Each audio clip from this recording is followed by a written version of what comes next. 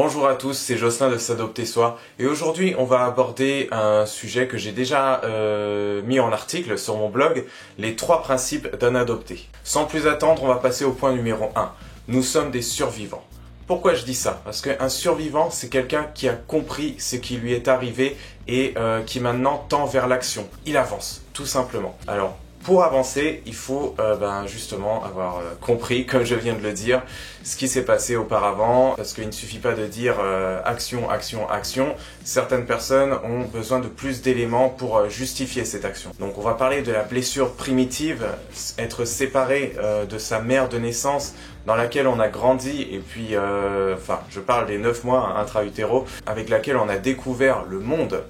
Eh bien, c'est un traumatisme, tout simplement, d'être séparé de tout ça. Il y a cette impression d'avoir été manipulé. On passe de bras en bras, on ne contrôle rien, et puis d'un coup, on se retrouve devant de nouveaux parents. Ça peut être complètement perturbant. Ce qui fait que, eh bien, on a le statut de victime à ce moment-là. Vous savez que tout ce qui nous arrive avant l'âge de 3 ans passe en mémoire implicite. Par contre, les émotions, elles sont là, elles sont présentes et elles reviennent. Ce qui fait que quand nous avons ces émotions qui reviennent, eh bien, on ne le conscientise pas, on n'en a pas conscience. On agit le plus souvent comme une victime. Je peux vous parler des commères, des personnes qui se plaignent tout le temps, que ça se passe jamais bien dans leur vie, c'est l'environnement qui les empêche de grandir, etc. C'est parce que c'est des personnes qui se placent comme victimes inconsciemment, déjà, de base. Le reconnaître, c'est plus compliqué. Mais une fois que c'est reconnu, on peut passer au statut de survivant. Et ce qui nous amène au deuxième point, c'est être responsable. Être responsable, c'est quoi? C'est être responsable des actions que nous pouvons faire, et pas des actions venant de l'extérieur. La plupart des personnes, que ce soit adoptées ou non, attendent beaucoup trop de leur environnement, que ça change.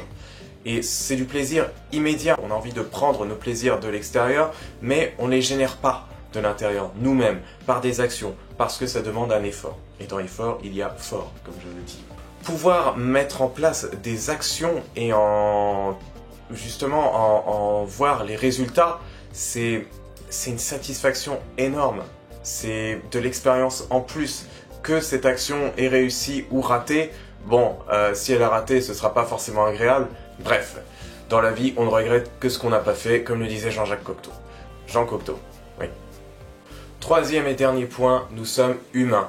Qu'est-ce que ça veut dire? Ça veut dire que nous avons nous aussi des faiblesses comme les autres et on a tendance à s'emmurer justement, à se dire si on a des faiblesses, les autres vont nous rejeter, vont nous abandonner parce qu'on est défectueux entre guillemets et du coup c'est pas la peine de se lier. Donc on reste soit solitaire ou on se lie avec des personnes qui sont comme nous ou qui se considèrent comme nous, qui se considèrent comme rejetés. Parce qu'on n'aura pas peur du rejet de leur part si elles se considèrent comme rejetés. Mais la vérité est là, il y a des faiblesses qu'on partage avec les gens. Et vous seriez surpris de voir parfois ce que la communication peut faire à ce niveau-là. Pour conclure, toutes ces actions mènent vers le soi-croissance, c'est-à-dire l'épanouissement. L'action et c'est ce sur quoi le blog tend et voilà les 3 principes des adoptés, j'espère que vous les avez compris. Vous pouvez me dire dans les commentaires si ce format vous a plu, si je dois continuer à faire des articles comme mes articles en vidéo comme ça ou si je continue à rester à l'écrit et puis ou alors en audio. Voilà, donc je vous remercie et à la prochaine vidéo.